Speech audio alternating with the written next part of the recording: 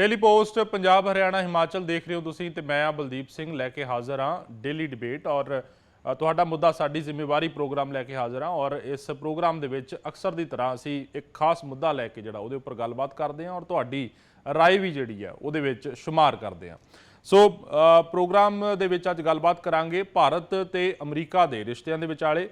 जी हाँ, अज गलबात करांगे प्रधानमंत्री मोदी दे वल्लों जिहड़ी अमरीका फेरी जिहड़ी है वो कीती गई है, उस फेरी दे विच की कुछ खास रहा है, की कुछ भारत नूं उस फेरी तो मिलिया है, ये सब की गलबात होएगी। क्योंकि जदों जियो पॉलिटिक्स की गल हुंदी है, एक पॉलिटिक्स हुंदी है जो कि किसी भी देश के अंदरूनी हिस्सों के चलती है, पर एक जियो पॉलिटिक्स हुंदी है जिसनों कि पूरे दुनिया के पद्धर के उपर देखा जाता है और उत्थे किहड़ा मुल्क किस मुल्क के नाल किस स्ट्रैटजी के तहत चलता है, ये बहुत अहम हुंदी है। रणनीति की हुंदी है आपस के विशेष तौर पर जेकर 1 साल की गल करिए या 1.5 साल की गल करिए, 1.25 साल की, तो उस दे विच रूस तो यूक्रेन का जिहड़ा युद्ध सीगा वो बड़ा अहम रहा। उसनूं लैके जियो पॉलिटिक्स हलचल बहुत ज़्यादा हुई है।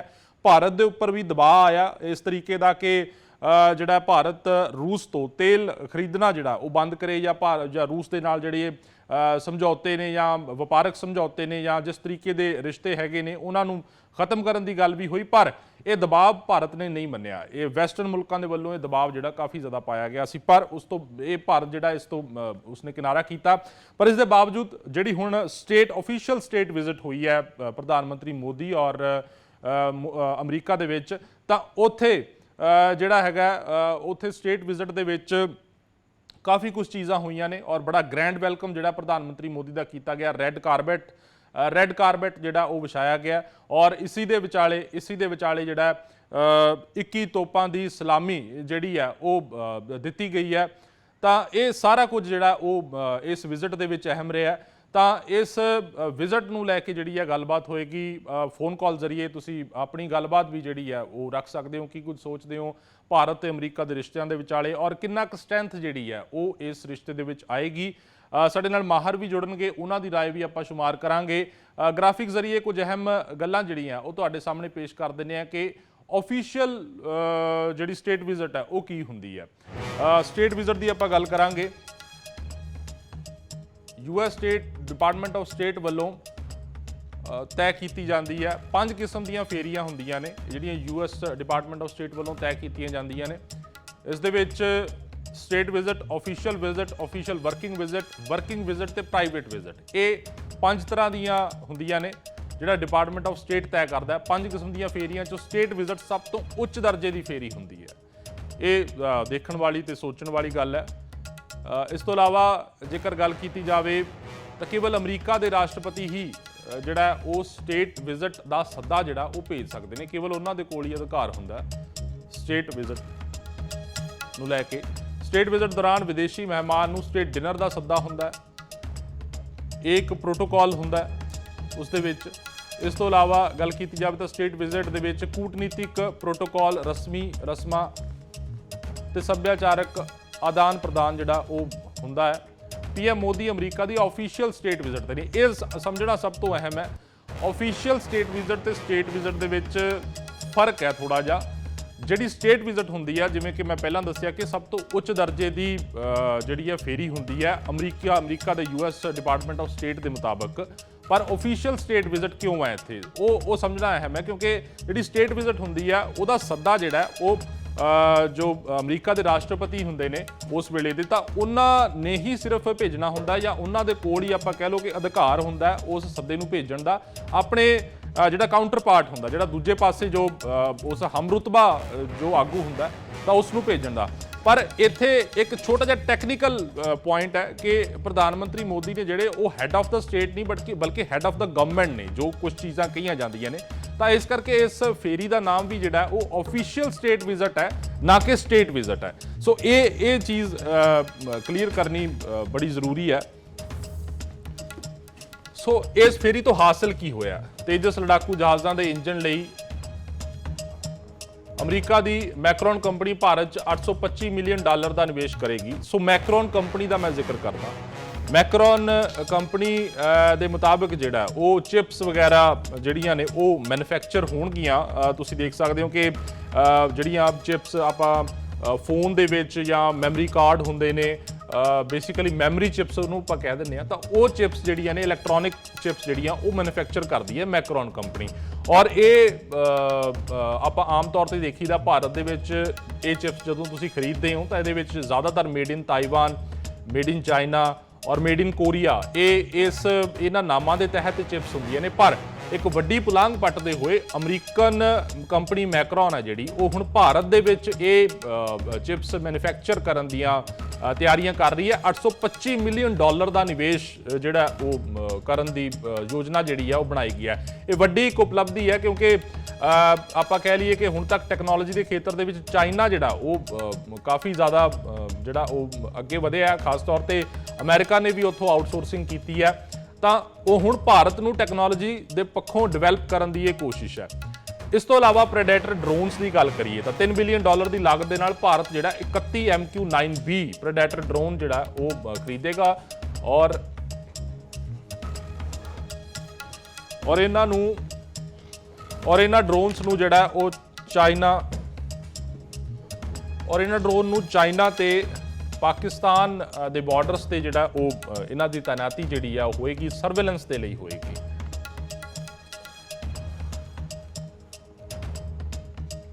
ਸੋ ਅਮਰੀਕਾ ਦੀ ਸੈਮੀਕੰਡਕਟਰ ਲੈਬ ਰਿਸਰਚ ਹੈ ਜਿਹੜੀ,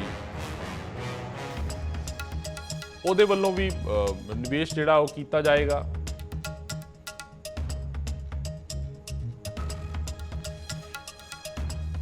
ਸੋ 5 ਕਿਸਮ ਦੀਆਂ ਫੇਰੀਆਂ ਹੁੰਦੀਆਂ ਨੇ, ਜਿਵੇਂ ਕਿ ਮੈਂ ਪਹਿਲਾਂ ਵੀ ਇਸ ਨੂੰ ਦੱਸ ਚੁੱਕਿਆ।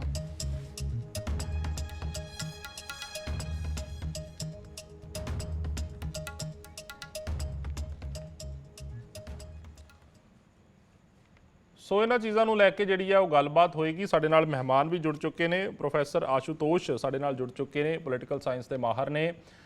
ਪ੍ਰੋਫੈਸਰ ਆਸ਼ੂਤੋਸ਼, ਬਹੁਤ-ਬਹੁਤ ਸਵਾਗਤ ਹੈ ਡੇਲੀ ਪੋਸਟ ਪੰਜਾਬ, ਹਰਿਆਣਾ, ਹਿਮਾਚਲ ਦੇ ਉੱਪਰ। ਸ਼ੁਰੂਆਤ ਮੈਂ ਇਸੇ ਗੱਲ ਤੋਂ ਕਰੂੰਗਾ ਕਿ ਇਸ ਫੇਰੀ ਨੂੰ ਜਿਹੜਾ ਉਹ ਕਿਸ ਤਰੀਕੇ ਦੇ ਨਾਲ ਦੇਖਿਆ ਜਾਵੇ, ਜਿਹੜਾ ਕਿ ਪ੍ਰਧਾਨ ਮੰਤਰੀ ਮੋਦੀ ਆਫੀਸ਼ੀਅਲ ਸਟੇਟ ਵਿਜ਼ਿਟ ਤੇ ਗਏ ਨੇ। हाँ, ये अच्छी बात है क्योंकि अभी तक सिर्फ भारत के 3 नेताओं को ये सम्मान दिया गया है।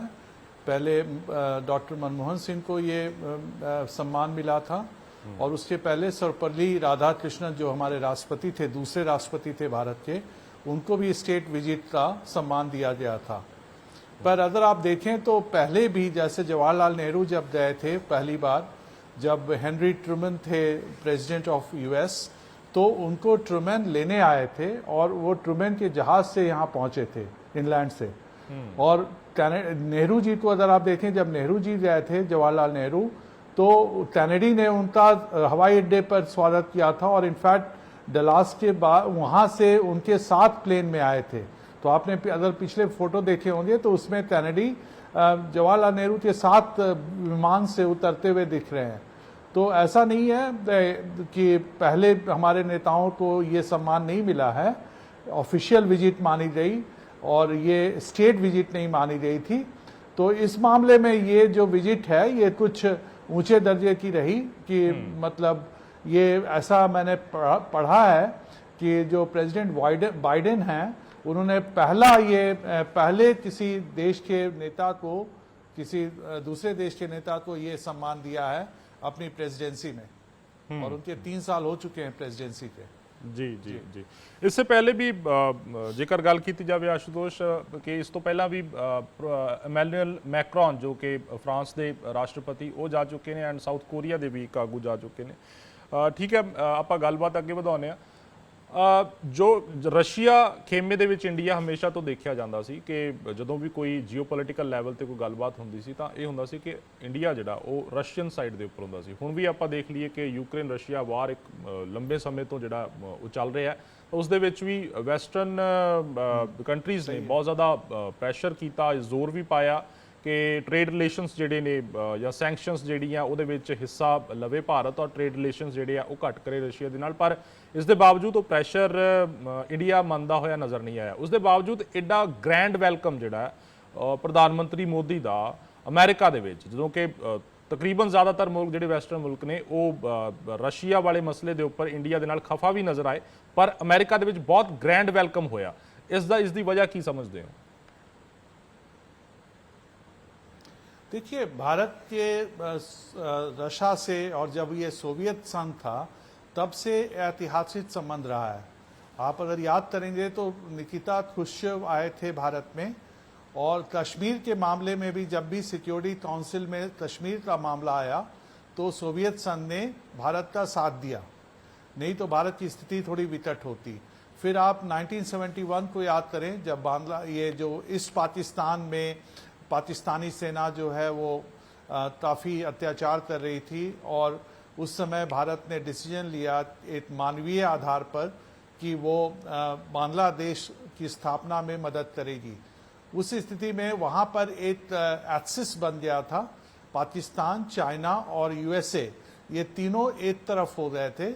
और इनफैक्ट भारत को धमकी मिली थी कि अगर वो ईस्ट पाकिस्तान, उस समय तो वो ईस्ट पाकिस्तान था, अगर वो बंद वाहिनी को मदद करेगा तो भारत को युद्ध का सामना करना पड़ेगा। वैसी विकट परिस्थिति में इंदिरा गांधी ने सोवियत संघ के साथ सामरिक समझौता किया, और उसके कारण भारत को एक लिवरेज मिला, एक प्रोटेक्शन मिला। नहीं तो आपको पता है 7th फ्लीट जो है, जो अमेरिका का, वो बंगाल की खाड़ी में आ चुका था। तो ये एक तरह से धमकी वाली स्थिति थी। उसके बाद भी आप अगर देखें तो सोवियत यूनियन ने और फिर रशिया ने भारत का जो सामरिक असला है, करीब करीब 70% वो सोवियत यूनियन से आया है। तो एक तरह से हमारी सामरिक डिपेंडेंसी भी रही है। और सोवियत यूनियन हमारा ट्रेड जो रहा है सोवियत यूनियन के साथ, वो रुपी और रूबल का रहा है, कि हम उनको रुपीज में पे करते रहें, वो हमें रूबल में देते रहें। तो उससे भी हमारा जो स्टॉक, जो फॉरेन एक्सचेंज की जो समस्या रही है, उसमें भी हमें फायदा रहा है। कहने का मतलब कि एक स्थिति थी जब रशिया जो है वो एक सुपर पावर था, सोवियत यूनियन, और एक विश्व जो है वो दो शक्तियों में बटा था, अमेरिका और सोवियत यूनियन में। उस समय जो स्थिति थी जिसमें पाकिस्तान ने अमेरिका का साथ दिया था, उसने सेंटो को भी ज्वाइन कर लिया था, सामरिक संधि को। तो वहां पे भारत ने निरपक्षता की नीति अपनाई, नॉन अलाइनमेंट की नीति अपनाई। उसके बावजूद रशिया ने भारत का साथ दिया कश्मीर इशू पे खासकर। और वैसे भी अगर आप देखें भिलाई, बोकारो, ये सब जितने स्टील प्लांट हैं, उसमें भी रशिया का बहुत ही योगदान रहा। रशियन इंजीनियर्स आए, रांची में HEC है, वो भी रशिया ने हेल्प करा। तो कहने का मतलब कि एक स्थिति थी, एक परिस्थितियां थी, लेकिन नेशनल इंटरेस्ट बदलते रहते हैं, है ना। ठीक है। और कोई भी देश होगा तो वो अपना, उसका मेन कंसर्न उसकी अपनी जो राष्ट्रीय हित है उसकी रक्षा करनी होगी। प्रोफेसर साहब, मैं आपको रोक रहा हूं, एक कॉलर हमारे साथ जुड़े हुए हैं, ਆਪਾਂ ਉਹਨਾਂ ਦੀ ਵੀ ਰਾਏ ਜਿਹੜੀ ਹੈ ਪ੍ਰੋਗਰਾਮ ਦੇ ਵਿੱਚ ਸ਼ੁਮਾਰ ਕਰ ਲਈਏ, ਫਿਰ ਮੈਂ ਤੁਹਾਡੇ ਤੋਂ ਗੱਲ ਇੱਥੋਂ ਕੰਟੀਨਿਊ ਕਰ ਲੂੰਗਾ ਅੱਗੇ। ਸਤਿ ਸ਼੍ਰੀ ਅਕਾਲ ਜੀ, ਸਵਾਗਤ ਹੈ ਡੇਲੀ ਪੋਸਟ ਪੰਜਾਬ ਹਰਿਆਣਾ ਹਿਮਾਚਲ ਉੱਪਰ। ਕੀ ਕਹਿਣਾ ਚਾਹੁੰਦੇ ਹੋ ਪ੍ਰਧਾਨ ਮੰਤਰੀ ਮੋਦੀ ਦੀ ਅਮਰੀਕਾ ਫੇਰੀ ਤੇ? ਹੈਲੋ, ਹਾਂਜੀ, ਸਤਿ ਸ਼੍ਰੀ ਅਕਾਲ ਸਰ। ਸਤਿ ਸ਼੍ਰੀ ਅਕਾਲ ਜੀ, ਸਵਾਗਤ ਹੈ ਜੀ ਸਰ। ਸਭ ਤੋਂ ਪਹਿਲਾਂ ਤਾਂ ਡੇਲੀ ਪੋਸਟ ਦਾ ਅਸੀਂ ਸਵਾਗਤ ਕਰਦੇ ਹਾਂ, ਜਿਹੜੇ ਏਡੇ ਏਡੇ ਵੱਡੇ ਮੁੱਦੇ ਲੈ ਕੇ ਆਉਂਦੇ ਆ। ਜੀ ਜੀ, ਸ਼ੁਕਰੀਆ ਜੀ। ਤੇ ਇਹਨਾਂ ਦੀ ਭਾਰਤ ਦੀ ਫੇਰੀ ਜਿਹੜੀ ਏ, ਭਾਰਤ ਦੀ ਫੇਰੀ ਅਮਰੀਕਾ ਗਏ ਨੇ, ਇਹਨਾਂ ਦਾ ਪੰਜਾਬੀਆਂ ਨੇ ਸਿਰ ਉੱਚਾ ਕੀਤਾ ਹੈ ਜੀ। ਦਲਜੀਤ ਦੋਸਾਂਝ ਦਾ ਰਾਸ਼ਟਰਪਤੀ ਅਮਰੀਕਾ ਨੇ ਕਿਹਾ ਵੀ ਅਸੀਂ ਸਭ ਤੋਂ ਵੱਡੇ ਫੈਨ ਆ, ਤੇ ਜੋ ਕਿ ਇਹ ਪੰਜਾਬੀਆਂ ਨੂੰ ਨਫ਼ਰਤ ਦੀ ਅੱਖ ਨਾਲ ਆਪਣਾ ਹੀ ਪ੍ਰਧਾਨ ਮੰਤਰੀ ਵੇਖ ਰਿਹਾ ਹੈ। ਤੇ ਦੂਜੀ ਗੱਲ ਇਹ ਆ ਵੀ ਇਹ ਜੋ ਮਤਲਬ ਚਾਈਨਾ ਹੈ, ਜੋ ਕੋਈ ਵੀ ਮਤਲਬ ਇਹਨਾਂ ਆਪਣੇ ਨਾਲ ਪੰਗਾ ਲੈਂਦਾ ਹੈ, ਆਪਾਂ ਨੂੰ ਇਹਨਾਂ ਨਾਲ ਖੜਨਾ ਚਾਹੀਦਾ ਹੈ, ਅਮਰੀਕਾ ਨਾਲ। ਠੀਕ ਹੈ, ਠੀਕ ਤੇ ਆਪਾਂ ਨੂੰ ਅਮਰੀਕਾ ਦਾ ਸਾਥ ਦੇਗਾ, ਆਪਾਂ ਅਮਰੀਕਾ ਦਾ ਸਾਥ ਦੇਾਂਗੇ। ਪਾਕਿਸਤਾਨ ਜੋ ਚਾਈਨਾ ਹੈ, ਕੋਈ ਵੀ ਆਪਣੇ ਤੋਂ ਰਾਹ, ਆਪਣਾ ਜਾਪਾਨ ਹੈ, ਰਸ਼ੀਆ, ਕੋਈ ਵੀ ਆਪਣੇ ਤੋਂ ਅੱਗੇ ਨਹੀਂ ਜਾ ਸਕਦਾ। ਠੀਕ ਹੈ, ਠੀਕ ਹੈ, ਠੀਕ ਹੈ। Thank you sir. ਠੀਕ ਹੈ, ਸ਼ੁਕਰੀਆ ਜੀ ਬਹੁਤ ਬਹੁਤ ਜੁੜਨ ਦੇ ਲਈ, ਗੱਲਬਾਤ ਰੱਖਣ ਦੇ ਲਈ। ਸੋ ਪ੍ਰੋਫੈਸਰ ਆਸ਼ੂਤੋਸ਼, ਆਪਾਂ ਗੱਲਬਾਤ ਜਿਹੜੇ ਜਾਰੀ ਰੱਖਦੇ ਆ, ਜਿਵੇਂ ਕਿ ਤੁਸੀਂ ਜ਼ਿਕਰ ਕਰ ਹੀ ਰਹੇ ਸੀ ਕਿ ਸਮੇਂ ਦੇ ਮੁਤਾਬਕ ਜਿਹੜੀਆਂ ਚੀਜ਼ਾਂ ਬਦਲਦੀਆਂ ਰਹਿੰਦੀਆਂ, ਇੰਟਰਸਟ ਬਦਲਦੇ ਰਹਿੰਦੇ ਆ ਕਿਸੇ ਵੀ ਮੁਲਕ ਦੇ, ਤਾਂ ਉਸ ਦੇ ਬਾਰੇ ਕੀ ਕੁਝ ਕਹਿਣਾ ਚਾਹੁੰਦੇ ਹੋ? हाँ, मैं यही कह रहा था कि अब देखिए पिछले 1990 में सोवियत यूनियन का विघटन हुआ और रशिया बना, और उसके बाद आप देखेंगे कि ईस्ट यूरोपियन कंट्रीज जो थे, पूर्वी यूरोप के जो राष्ट्र थे, वो भी वहाँ भी कम्युनिज्म ध्वस्त हो गया और एक स्थिति बनी जब अमेरिका ओनली सुपर पावर रहा वर्ल्ड का। तो उस स्थिति में भी इंडिया ने अपनी जो नीति है, विदेश नीति, उसकी स्वतंत्रता बनाए रखी है ना। लेकिन भारत को जो बदलती परिस्थितियां थी उसमें अमेरिका के पास आने की भारत को जरूरत थी, और खासकर जब से ये गालवान हुआ है और चीन की जो बढ़ती हुई महत्वाकांक्षा है और जिस तरह से चीन ने भारत की सीमा का अतिक्रमण किया है और उसका एक उसने दावा करा है अरुणाचल प्रदेश में, लद्दाख के एरिया में, तो और जो उसके तरीका रहा है उसका भारत को इंसर्कल करने का, जैसे वो बांग्लादेश के नज़दीक जाना चाह रहा है, श्रीलंका के नज़दीक गया और उधर उसने मालदीव्स में भी अपनी पकड़ बनाने की कोशिश की, नेपाल से वो क्लोज जाना चाह रहा है। तो एक तरह से वो भारत को इंसर्कल करना चाह रहा है और इंडियन ओशन में भी उसने अपनी सामरिक पैठ बना ली है। तो उसका मुकाबला भारत को करना पड़ेगा। तो भारत के पास क्या चाह रहा है, भारत के पास और अमेरिका के लिए भी चीन की जो बढ़ती हुई शक्ति है वो अमेरिका के लिए चुनौती के रूप में उभर कर सामने आ रही है जी। और अभी आप देख रहे हैं कि फिलहाल चीन और रूस में बहुत ज़्यादा नज़दीकियां बढ़ी हैं। यूक्रेन पर जो हमला हुआ है रूस का, और उसमें चीन ने रूस का साथ दिया है। तो एक ऐसा समीकरण बन रहा है विश्व में जिसमें भारत के लिए बहुत ही आवश्यक है कि वो चीन को रोकने के लिए किसी महाशक्ति का सहारा ले। और अगर आप देखें तो अमेरिका को भी भारत की जरूरत बहुत ज़्यादा है, क्योंकि भारत एक विश्व शक्ति है।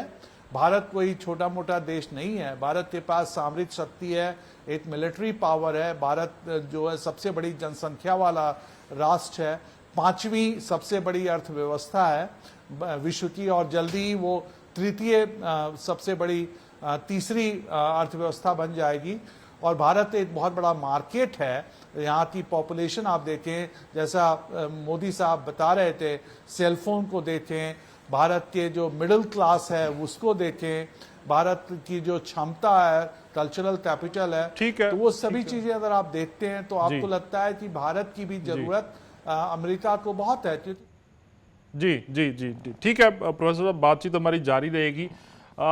ਦਰਸ਼ਕਾਂ ਨੂੰ ਵੀ ਬੇਨਤੀ ਆਪਾਂ ਕਰ ਦਿੰਦੇ ਆ ਕਿ ਤੁਸੀਂ ਵੀ ਗੱਲਬਾਤ ਜਿਹੜੀ ਆ ਇਸ ਮਸਲੇ ਦੇ ਉੱਪਰ ਕਰ ਸਕਦੇ ਹੋ, ਆਪਣੀ ਜੋ ਵੀ ਤੁਸੀਂ ਸੁਝਾਅ ਦੇਣਾ ਚਾਹੁੰਦੇ ਹੋ ਜਾਂ ਕੀ ਸੋਚਦੇ ਹੋ। ਜੋ ਭਾਰਤ ਤੇ ਅਮਰੀਕਾ ਦੇ ਰਿਲੇਸ਼ਨਸ ਨੇ, ਪਹਿਲਾਂ ਨਾਲੋਂ ਇੱਕ ਲੰਬਾ ਫੇਜ਼ ਗੁਜ਼ਰਿਆ ਹੈ ਭਾਰਤ ਤੇ ਅਮਰੀਕਾ ਦੇ ਰਿਲੇਸ਼ਨਸ ਦਾ, ਜਦੋਂ ਕੋਈ ਬਹੁਤ ਜ਼ਿਆਦਾ ਚੰਗੇ ਨਹੀਂ ਹੁੰਦੇ ਸੀ ਔਰ बल्कि जो अमरीका है वो पाकिस्तान की साइड पर खड़ा होया ज़्यादा नज़र आता सी, चाहे वो डिफेंस परस्पैक्टिव के नाल लै लो या उन्होंने हथियार सप्लाई करने नूं लैके लै लो। पर अज चीज़ां बहुत बदलियां ने, खास तौर पर चीज़ां जिहड़ियां बेहतर होणियां शुरू हुईयां ने। डॉक्टर मनमोहन सिंह इस तो पहलां विजिट ते गए सीगे। पिछले तकरीबन 2-2.5 दहाकिਆਂ तो चीज़ां जिहड़ियां ने वो पॉजिटिव वाले पासे जाणियां शुरू हुईयां ने भारत ते अमरीका के रिलेशनस के विच। और हुण प्रधानमंत्री मोदी का तो बहुत वड्डा ग्रैंड वैलकम जिहड़ा वो अमेरिका दे विच कीता गया। इस तो इलावा स्टेट डिनर जिहड़ा उन्हां दे लई वो भी आयोजित किया गया। कई तरह के फैसले भी लए गए ने, कई तरह दी डील्स भी हुईयां ने। जेकर आपां गल करिए तो जनरल इलैक्ट्रिक दे वल्लों भारत की हिंदुस्तान एरोनॉटिक लिमिटेड दे नाल करार किया गया। दरअसल जिहड़ी जनरल इलैक्ट्रिक है, मैं इस दे बारे तुहानूं जानकारी दे दिंदा, ये जो है इंजन बनाने के लिए, जैट जहाज़ों के, लड़ाकू जहाज़ों के इंजन बनाने के बहुत माहर कंपनी है दुनिया की। बहुत जोड़े तकड़े लैवल के फाइटर जैट बनते हैं, उन्होंने इस कंपनी के इंजन जोड़े ने इस्तेमाल होंगे ने। तो इस दे नाल जिहड़ी है वो भारत की डील हुई है। भारत की जिहड़ी हिंदुस्तान एरोनॉटिक लिमिटेड है वो दरअसल एक सरकारी फर्म है, सरकारी कंपनी है जिहड़ी जिसने तेजस जहाज़, लड़ाकू जहाज़ जिहड़ा बनाया, जो भारत का अपना लड़ाकू जहाज़ है। तो उस दे विच इस दा इंजन जिहड़ा जनरल इलैक्ट्रिक का उसनूं लैके करार होया। तेजस जहाज़ दे विच हुण जिहड़ा वो जनरल इलैक्ट्रिक का इंजन जिहड़ा वो लगेगा। भारत दे विच इस इंजनां दी मैन्युफैक्चरिंग होएगी और जाहिर गल है कि अगर भारत दे विच मैन्युफैक्चरिंग हुंदी है तो इत्थों दे ही लोकल बने जिहड़े स्पेयर पार्ट्स ने उन्हां दा इस्तेमाल होएगा और उस दे नाल रोज़गार भी वधेगा। और दूजे पासे भारत नूं भी बड़ी मजबूती मिलेगी। एक अपना जिहड़ा लोकल उन्होंने लाइट कॉम्बैक्ट एयरक्राफ्ट जिहड़ा LCA तेजस उन्होंने लाइट कॉम्बैक्ट एयरक्राफ्ट बोलते हैं, तो वो एयरक्राफ्ट ਦੇ ਵਿੱਚ ਇੰਜਨ ਜਿਹੜਾ ਹੈ ਉਹ ਜਨਰਲ ਇਲੈਕਟ੍ਰਿਕ ਦਾ ਇਸਤੇਮਾਲ ਹੋਏਗਾ। ਸੋ ਟੈਕਨੋਲੋਜੀ ਦੇ ਪਰਸਪੈਕਟਿਵ ਤੋਂ ਦੇਖਿਆ ਜਾਵੇ ਤਾਂ ਬਹੁਤ ਇੱਕ ਜ਼ਬਰਦਸਤ ਜਿਹੜੀ ਪੁਲਾਂਘ ਪੁੱਟੀ ਗਈ ਹੈ ਭਾਰਤ ਦੇ ਵੱਲੋਂ, ਔਰ ਇਸ ਫੇਰੀ ਦੇ ਵਿੱਚੋਂ ਜੇ ਆਪਾਂ ਕਹਿ ਲਈਏ ਕਿ ਸਭ ਤੋਂ ਵੱਡਾ ਫੈਸਲਾ ਨਿਕਲ ਕੇ ਆਇਆ ਤਾਂ ਉਹ ਇਹੀ ਹੈ ਜੋ ਜਨਰਲ ਇਲੈਕਟ੍ਰਿਕ ਦੀ ਡੀਲ ਹੋਈ ਹੈ ਹਿੰਦੁਸਤਾਨ ਐਰੋਨੌਟਿਕਸ ਲਿਮਿਟਿਡ ਦੇ ਨਾਲ। ਸੋ ਗੈਸਟ ਸਾਡੇ ਨਾਲ ਜੁੜੇ ਹੋਏ ਨੇ ਪ੍ਰੋਫੈਸਰ ਆਸ਼ੂਤੋਸ਼। ਪ੍ਰੋਫੈਸਰ ਸਾਹਿਬ, ਮੈਂ ਇਹ ਵੀ ਜਾਣਨਾ ਚਾਹਾਂਗਾ ਕਿ ਕਿਸੇ ਵੇਲੇ ਕਿਸੇ ਟਾਈਮ ਤੇ ਜੋ ਅਮਰੀਕਾ ਹੈ ਉਹ ਪਾਕਿਸਤਾਨ ਦੇ ਖੇਮੇ ਦੇ ਵਿੱਚ ਖੜਾ ਨਜ਼ਰ ਆਉਂਦਾ ਸੀ, ਜਿਵੇਂ ਆਪਾਂ ਈਸਟ ਪਾਕਿਸਤਾਨ ਦਾ ਜਾਂ ਉਹ ਬੰਗਲਾਦੇਸ਼ ਦਾ ਪੂਰਾ ਸਿਨੈਰੀਓ ਤੁਸੀਂ ਡਿਸਕਸ ਕੀਤਾ, ਤਾਂ ਉਸ ਵੇਲੇ ਅਮਰੀਕਾ ਜਿਹੜਾ ਉਸ ਖੇਮੇ 'ਚ ਖੜਾ ਨਜ਼ਰ ਆਉਂਦਾ ਸੀ। ਅੱਜ ਸਾਡੀ ਉਹਨਾਂ ਨਾਲ ਬਹੁਤ ਅੱਛੇ ਲੈਵਲ ਤੇ ਉੱਪਰ ਚੀਜ਼ਾਂ ਹੋ ਰਹੀਆਂ ਨੇ, ਬਹੁਤ ਸਾਰੀਆਂ ਡੀਲਸ ਵੀ ਫਾਈਨਲ ਹੋਈਆਂ ਨੇ, ਜਿਵੇਂ ਕਿ ਮੈਂ ਜ਼ਿਕਰ ਕਰ ਰਿਹਾ ਕਿ ਜਨਰਲ ਇਲੈਕਟ੍ਰਿਕ ਦੀ HAL ਦੇ ਨਾਲ ਜੋ ਡੀਲ ਹੋਈ ਆ, ਬਹੁਤ ਵੱਡੀ ਡੀਲ ਇਹਨੂੰ ਦੇਖਿਆ ਵੀ ਜਾ ਸਕਦਾ। ਤਾਂ ਕੀ ਡਿਫਰੈਂਸ ਕੀ ਹੈ? ਪਾਕਿਸਤਾਨ ਦੇ ਨਾਲ ਵੀ ਅਮਰੀਕਾ ਕਿਸੇ ਟਾਈਮ ਅਲਾਇੰਸਡ ਰਿਹਾ, ਅੱਜ ਇੰਡੀਆ ਦੇ ਨਾਲ ਅਲਾਇੰਸਡ ਹੋਇਆ, ਤਾਂ ਦੋਨਾਂ ਦੇ ਵਿੱਚ ਅਗਰ ਆਪਾਂ ਡਿਫਰੈਂਸ ਸਮਝਣਾ ਹੋਵੇ ਜਾਂ ਦਰਸ਼ਕਾਂ ਨੂੰ ਸਾਡਿਆਂ ਨੂੰ ਡਿਫਰੈਂਸ ਸਮਝਾਉਣਾ ਹੋਵੇ ਤਾਂ ਦੋਨਾਂ ਦੇ ਵਿਚਾਲੇ ਡਿਫਰੈਂਸ ਕੀ ਹੈ, ਦੋਨਾਂ ਅਲਾਇੰसेस ਦੇ ਵਿਚਾਲੇ? देखिए, दो चीज़ें हैं, मैं साफ साफ बात करना चाहता हूँ। पहली चीज़ कि पाकिस्तान डेमोक्रेसी नहीं है और भारत जो है विश्व का सबसे बड़ा लोकतंत्र है, डेमोक्रेसी है।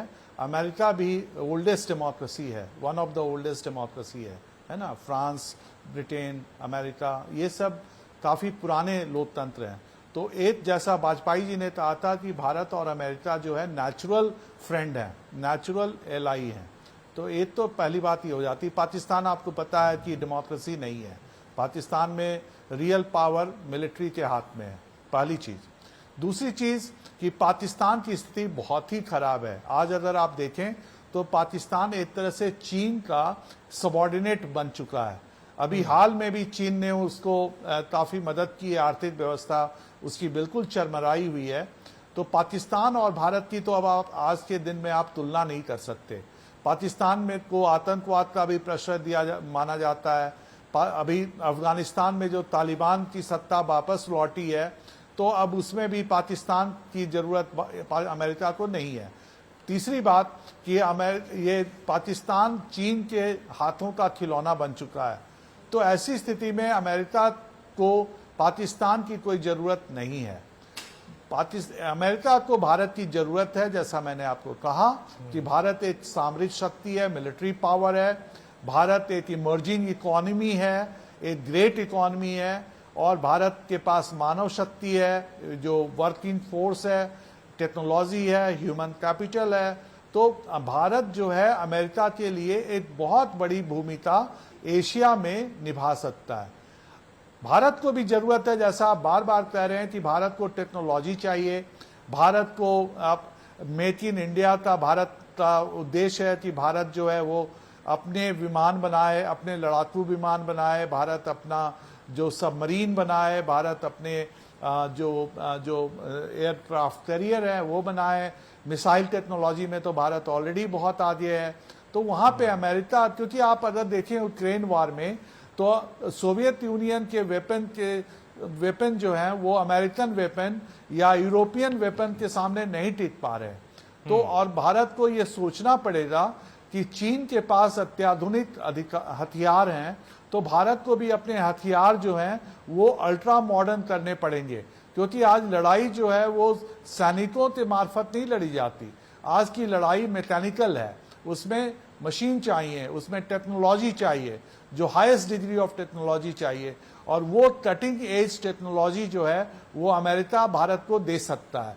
अमेरिका ने शो भी किया है। अभी देखो, अभी ये मशीन की बात हो रही है, जेट इंजन की बात हो रही है, सेमीकंडक्टर की बात हो रही है। तो अमेरिका इसके लिए तैयार दिखता है कि वो भारत को जो मिलिट्री असला है, जो मिलिट्री का सामान है, वो सप्लाई करने के लिए। और सबसे बड़ी बात यह है कि भारत ने ये कहा है, जैसा प्रधानमंत्री जी ने बार बार कहा, कि वो केवल हमें निर्यात नहीं करेगा बल्कि वो टेक्नोलॉजी भी देगा।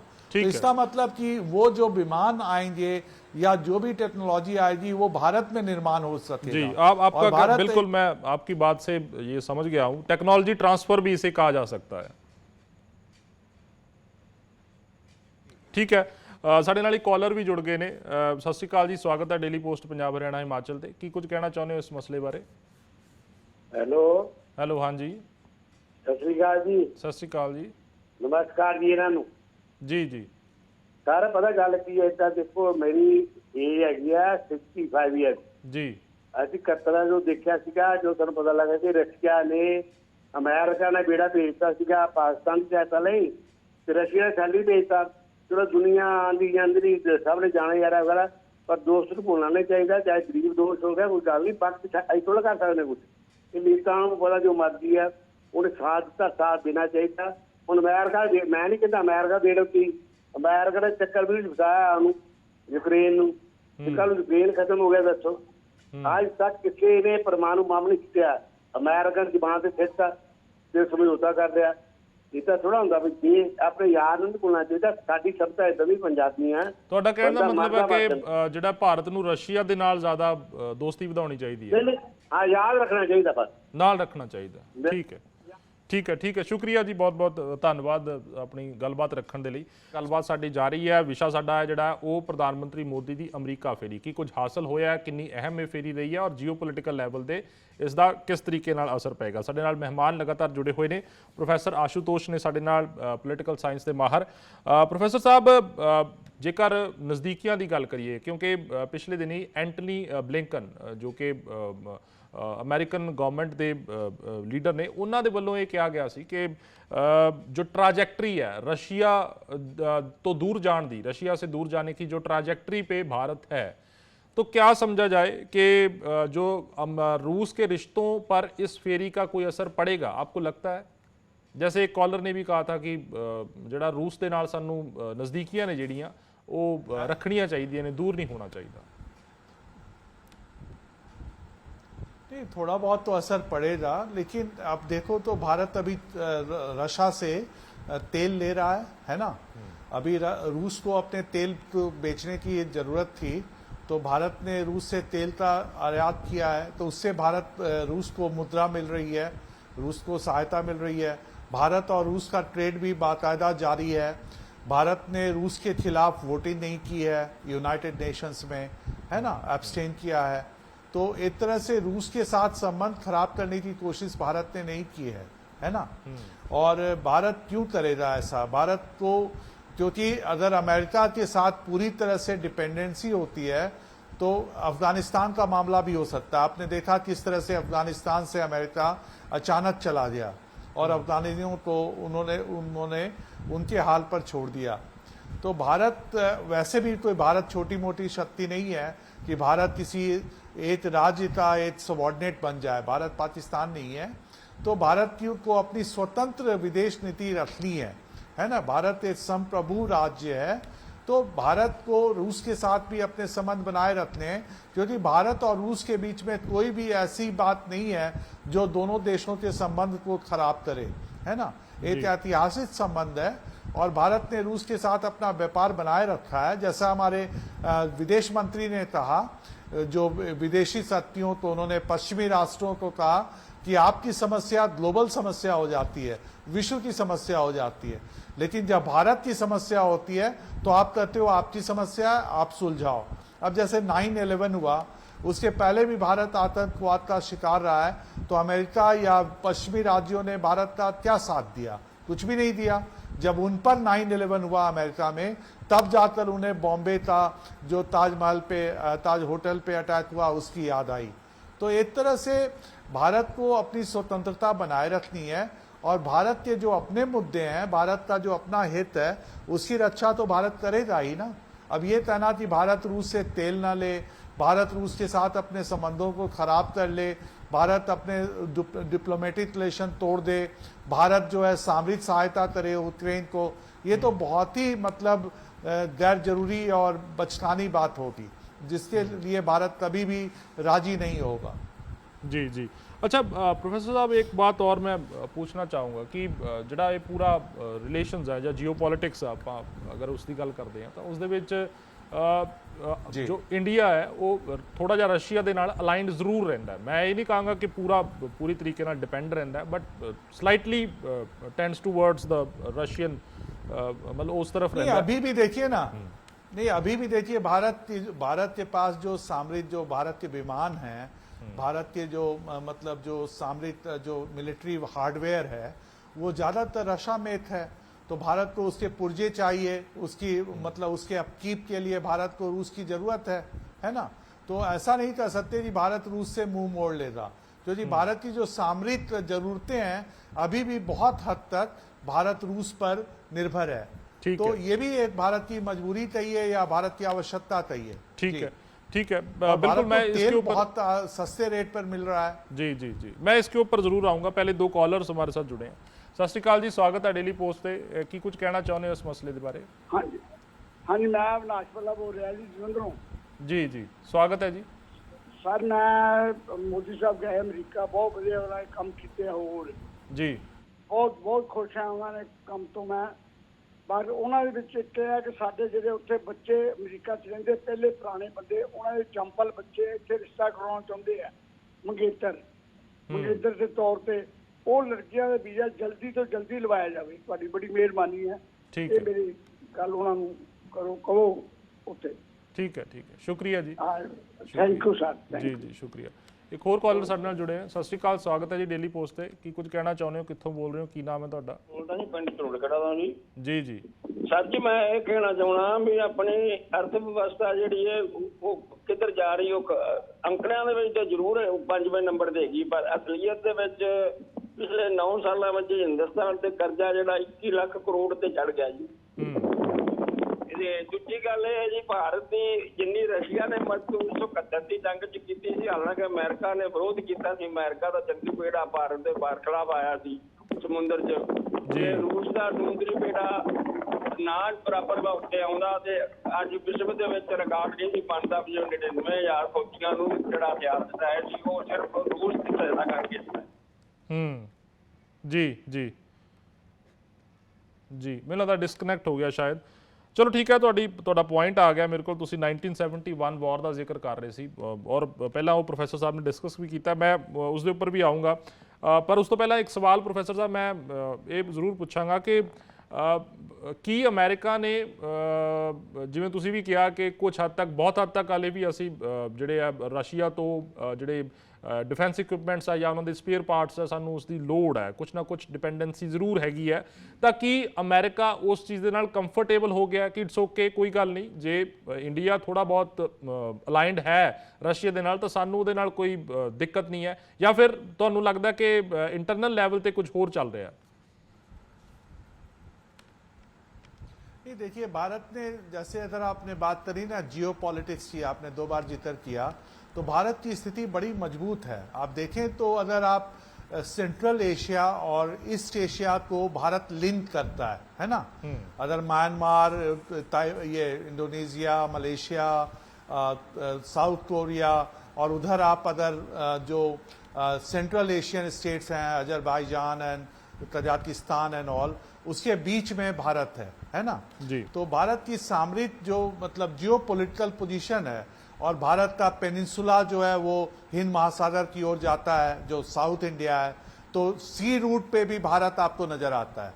तो जियो पॉलिटिकल जो सिचुएशन है भारत की, प्रकृति ने जो भारत को जो भूमि दी है, जो भारत का क्षेत्रफल है, वो बहुत ही सामरिक दृष्टि से बहुत ही इंपॉर्टेंट है ना, पहली बात।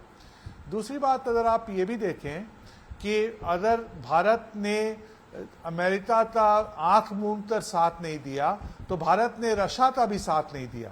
हमारे प्रधानमंत्री जी ने कहा था, आपको याद होगा, कि today is not the era of war. आज का समय जो है लड़ाई का समय नहीं है। और मोदी ने बहुत बार, प्रधानमंत्री मोदी ने बहुत बार पुतिन के साथ फोन से भी बात किया है, और उन्होंने स्पष्ट शब्दों में कहा है कि हम युद्ध नहीं चाहते, हम शांति चाहते हैं। तो एक तरह से भारत ने अपना इरादा बिल्कुल ही जाहिर कर दिया है कि युद्ध बंद होना चाहिए और इसका शांतिपूर्वक समझौता होना चाहिए। अब भारत के कहने से तो युद्ध नहीं रुकेगा, है ना। और भारत के, और एक चीज और आप याद रखें कि किसी भी देश में अगर जनता सोच ले कि वो अपने को गुलामी नहीं चाहती है, तो फिर वो देश गुलाम नहीं बनेगा। यूक्रेन में आप देख रहे हैं कि यूक्रेन के बारे में हम लोग सोचते थे, मैं भी सोचता था कि शायद वो 1 सप्ताह 2 सप्ताह चलेगा, उसके बाद वो घुटने टेक देगा। लेकिन आज 1.5 साल होने वाले हैं और यूक्रेन बिल्कुल खड़ा है और रशिया जो है पीछे जा रहा है। तो रशिया को अपने अफगानिस्तान के एक्सपीरियंस से समझना चाहिए था। अमेरिका को भी आपने देखा वियतनाम में, कंपूचिया में अमेरिका को पीछे हटना पड़ा। तो अगर देश की जनता अगर ये सोच लेती है कि वो बिल्कुल झुकेगी नहीं, तो किसी भी सामरिक शक्ति के लिए कोई बहुत बड़ा पावर भी हो, उसके लिए भी बहुत ही मुश्किल है कि उस देश को दबा दे, गुलाम बना दे। ठीक है, ठीक है। तो रशिया एक डिक्लाइन की स्थिति में है। ठीक है। रूस अभी रूस को ये महंगा पड़ेगा। जी ठीक है। एक कॉलर साडे नाल जुड़े ने। सत श्री अकाल, स्वागत है जी डेली पोस्ट ते। की कहना चाਹੁੰਦੇ हो इस मसले ते? हेलो हेलो, तो मैंने लगता डिसकनैक्ट हो गया शायद गलबात। तुसीं दोबारा कोशिश कर सकते हो या फेसबुक ते भी अपना कमेंट जिहड़ा वो लीव कर सकते हो, असीं उस तो भी तुहाडा सवाल जिहड़ा लै सकते हैं। प्रोफैसर साहब, एक पहला कॉलर साडे नाल जुड़े सी, 1971 वॉर का जिक्र हो रहा सी ईस्ट पाकिस्तान और बांग्लादेश का, क्योंकि जो जियो पॉलिटिक्स डिस्कस होंदी है तो सारिया चीज़ां डिस्कस होंदियां ने। तो उस वेले रशिया साडे नाल खड़ा सी और अमेरिका पाकिस्तानी खेमे दे विच थोड़ा बहुत नज़र जरूर आ रहा सी, थोड़ा बहुत की काफ़ी हद तक नज़र आ रहा सी। तो जेकर मैं गल करा कि अमरीका जिहड़ा अज दे समय दे विच, कुछ लोग ये समझते हैं कि भारत नूं रशिया दे नाल ही रहना चाहिए, मतलब टोटली तौर पर रशिया नाल रहना चाहिए। पर दूसरे पासे रशिया ने अपनी जो अनकंडीशनल सपोर्ट है, उन्हें कहा कि मैं चाइना दे नाल अपनी अनकंडीशनल सपोर्ट है, ये पिछले दिनी बयान भी सी उन्हां दा कि अनकंडीशनल सपोर्ट चाइना दे नाल होएगी। तो यह भी कारण मन्निया जा सकता है क्योंकि China is a continuous threat to India. तो की यह भी कारण मन्निया जा सकता है कि इंडिया और अमेरिका जिहड़े है वो पहला नालों ज़्यादा क्लोज आ रहे हैं? हाँ, ये बहुत बड़ा फैक्टर है कि अमेरिका जो है भारत के बहुत नज़दीक इसलिए भी आ रहा है। बहुत सारी चीज़ें हैं। ये तो मैंने कहा कि आर्थिक दृष्टि से भी भारत बहुत मदद कर सकता है। अमेरिकन जो इंडस्ट्री है वहाँ की ऑलरेडी भारत ने इतने बोइंग, मेरे ख्याल में 250 बोइंग विमान खरीदे भारत ने। अगर ये जो भारत जो उनसे वेपन लेगा तो उससे भी भारत डॉलर में पे करेगा, तो उससे अमेरिकन इंडस्ट्री को अमेरिका में एम्प्लॉयमेंट बढ़ेगी, उनका आमदनी बढ़ेगी। तो एक तो वो है। तो जो आज देखे, आज ग्लोबलाइजेशन का समय है ना, आर्थिक दृष्टि, आर्थिक मुद्दे जो हैं बहुत ही इंपॉर्टेंट होते हैं। तो आइडियोलॉजिकल फैक्टर है, लेकिन इकोनॉमिक फैक्टर भी बहुत इंपॉर्टेंट है। और उस लिहाज से अमेरिका के पास टेक्नोलॉजी है, अमेरिका हमारी मदद कर सकता है। अमेरिकन कंपनीज अब चाइना से हट रही हैं। तो अभी जैसे गूगल ने कहा है, सुंदर पिचाई ने, कि वो भारत में निवेश करेगा, गुजरात में बिलियंस ऑफ डॉलर्स यहाँ आएगा। तो एक तरह से अमेरिकन जो सुपर कंपनी है, कॉर्पोरेट सेक्टर है, मल्टीनेशनल है, वो भारत में आते हैं तो भारत में रोजगार बढ़ेगा। ठीक है। तो ये सारी चीजें हमें समझनी चाहिए। रूस की स्थिति अब वो नहीं है कि जो वो भारत को आर्थिक दृष्टि से मदद कर सके, है ना। ठीक है, ठीक है। एक कॉलर भी साडे नाल जुड़े ने। सत श्री अकाल, स्वागत है जी डेली पोस्ट ते। की कहना चाਹੁੰਦੇ हो इस मसले के उपर? हेलो। हाँ जी, हाँ जी। ਵੀਰ ਜੀ, ਮੈਂ ਤਾਂ ਪੈਨਸ਼ਨਾਂ ਵਾਲੇ ਮਸਲੇ ਤੇ ਬੋਲਣਾ ਚਾਹੁੰਦਾ। हाँ जी, ਪੈਨਸ਼ਨ ਜਿਹੜਾ ਪੈਨਸ਼ਨਾਂ ਦਾ ਮਸਲਾ ਉਹਦੇ ਤੇ ਬੋਲਣਾ ਚਾਹੁੰਦਾ ਵੀ ਭਗਵੰਤ ਮਾਨ ਜੀ ਨੇ ਬਹੁਤ ਵਧੀਆ ਕੰਮ ਕੀਤਾ। ਕਿਹੜੇ ਮਸਲੇ ਤੇ? ਜਿਹੜਾ ਆਪਣੀ ਪੈਨਸ਼ਨਾਂ ਕੱਟੀਆਂ ਨਾ, ਪੈਨਸ਼ਨਾਂ ਦਾ। ਠੀਕ ਹੈ, ਠੀਕ ਹੈ। 200 रुपया ਜਿਹੜਾ डिडक्ट करने की गल हो रही है। ठीक है, चलो मैंने लगता शायद डिसकनैक्ट हो गया। और कोशिश जी है ये जरूर करो कि जेकर तुम फोन कर रहे हो तो जो मसला अज का है उसके उपर गलबात हो। पेंशन वाले मसले ते प्रोग्राम हो चुके हैं। अज के मसले के उपर की सोचते हो भारत जोड़े अमेरिका रिलेशनस के उपर? प्रोफैसर साहब तुहाडे कोल आऊँगा। साउथ पैसिफिक एक रीजन है और वैसे तो क्वाड नेशनस जोड़े है उन्होंने मीटिंग्स भी होंदियां ने, और साउथ पैसिफिक एक रीजन है जिहदे उपर अमेरिका की भी बहुत ज़्यादा नज़र रहिंदी है और बाकी जिहड़े मुल्क है उन्होंने भी नज़र रहिंदी है कि चाइनीज़ नूं काउंटरवेट करन दे लई, क्योंकि साउथ एशिया की भी आपां गल करिए तो इंडिया एक बहुत इमरजिंग मुल्क है, और कि चाइनीज़ नूं काउंटरवेट करन दे लई भी अमेरिका, क्योंकि ये अमेरिका के इंटरस्ट दे विच जांदा है, तो जिथे भारत का इंटरस्ट है कुछ चीज़ों नूं लैके तो उत्थे अमेरिका का इंटरस्ट भी है। हाँ बिल्कुल ही है।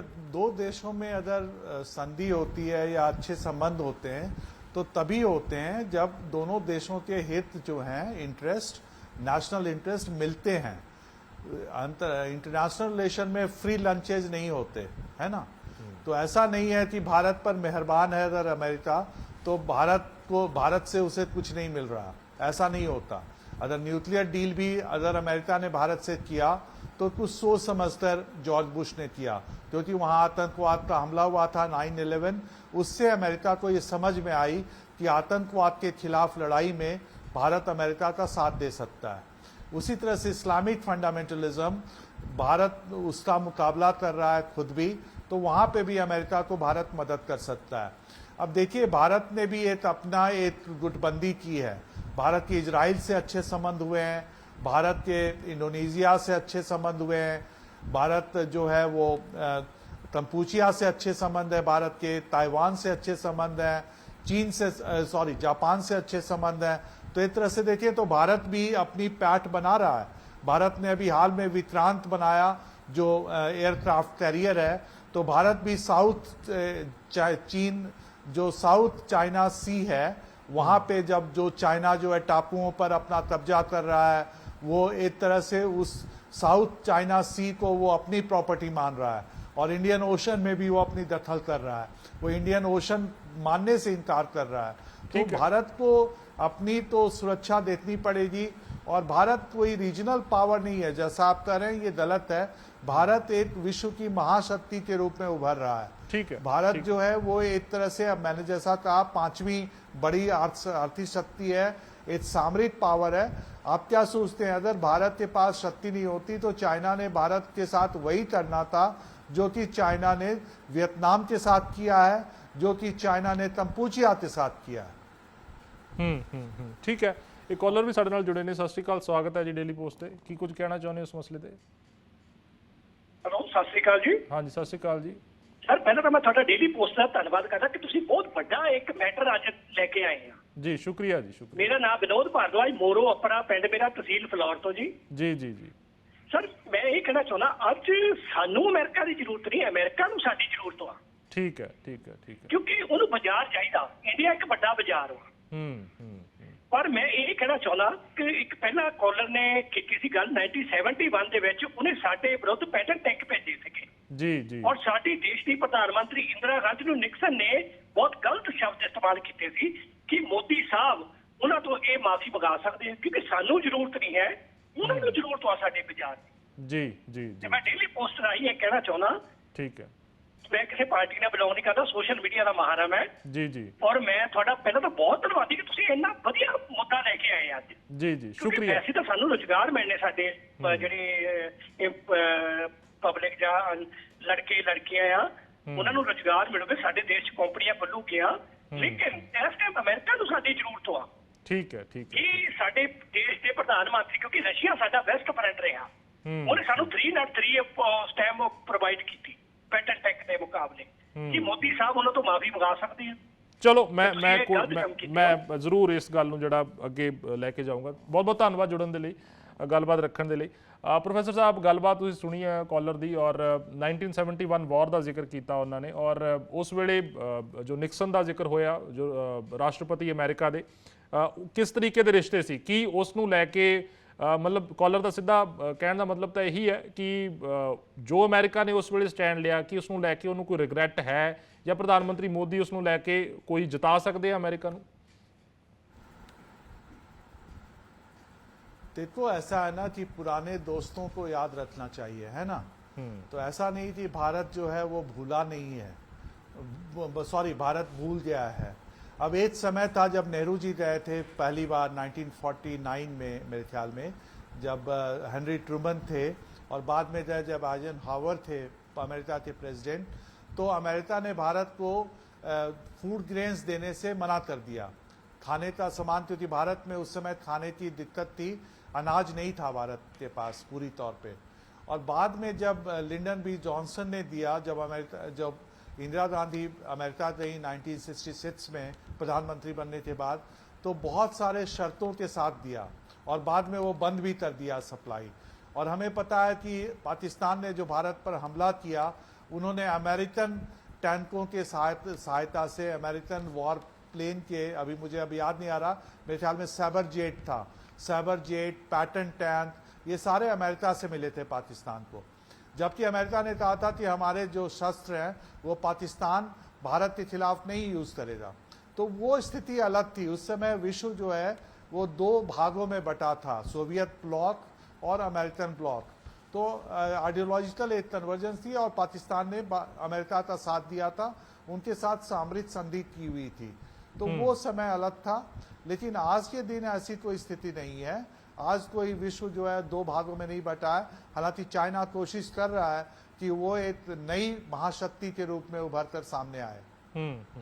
अच्छा प्रोफेसर साहब, एक बात और मैं जाननी चाहूँगा कि रशिया, क्योंकि जिवें मैं पहला जिक्र किया कि यूक्रेन रशिया वॉर ਦੇ ਵਿਚਾਲੇ ਰਸ਼ੀਆ ਨੇ ਚਾਈਨਾ ਨੂੰ ਅਨਕੰਡੀਸ਼ਨਲ ਸਪੋਰਟ ਦੀ ਗੱਲ ਕਹੀ ਹੈ ਕਿ ਚਾਈਨਾ ਅਨਕੰਡੀਸ਼ਨਲ ਉਹਨੂੰ ਸਪੋਰਟ ਕਰਾਂਗੇ।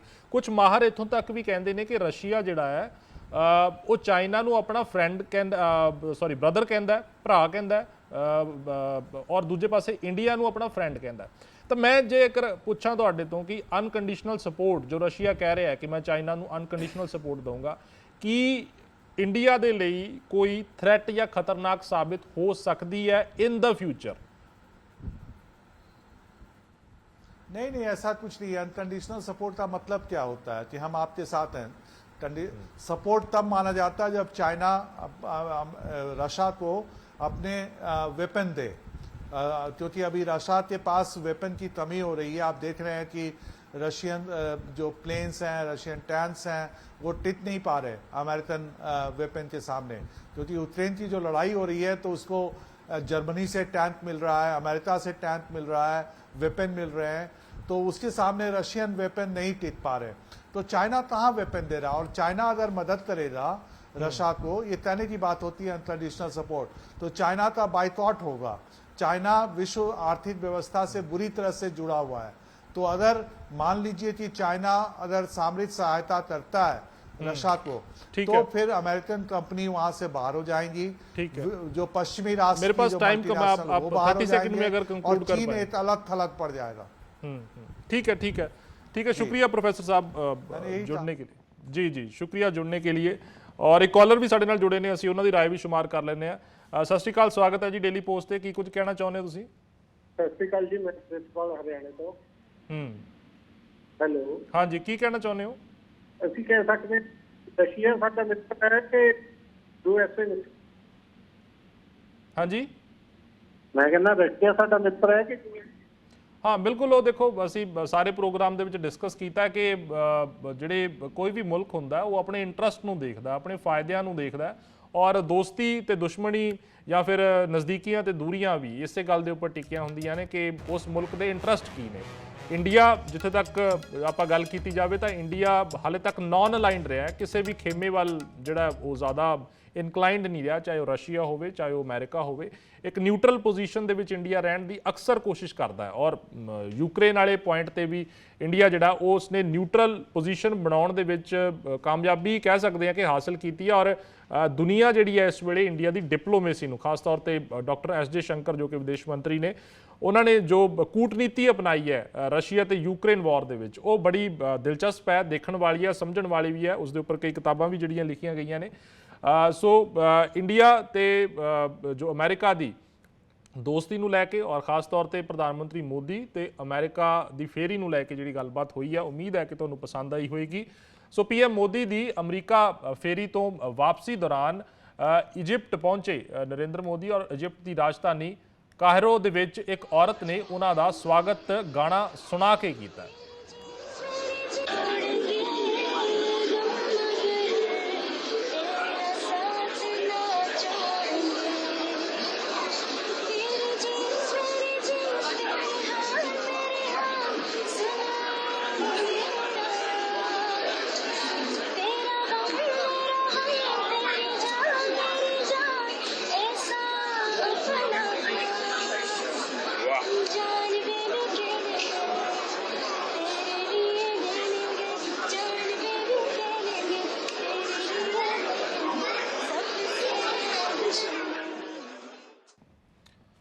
ਸੋ ਅਮਰੀਕਾ ਤੋਂ ਬਾਅਦ ਹੁਣ ਇਜਿਪਟ ਪਹੁੰਚ ਚੁੱਕੇ ਨੇ ਪ੍ਰਧਾਨ ਮੰਤਰੀ ਮੋਦੀ ਔਰ ਉੱਥੇ ਦੇਖਣਾ ਹੋਵੇਗਾ ਕਿਸ ਤਰੀਕੇ ਦੀ ਡਿਵੈਲਪਮੈਂਟਸ ਤੇ ਗੱਲਬਾਤ ਜਿਹੜੀ ਹੈ ਹੁੰਦੀ ਹੈ। ਫਿਲਹਾਲ ਇਸ ਪ੍ਰੋਗਰਾਮ ਨੂੰ ਇੱਥੇ ਵਿਰਾਮ ਲਾਉਂਦੇ ਹਾਂ। ਦਿਓ ਇਜਾਜ਼ਤ। ਧੰਨਵਾਦ।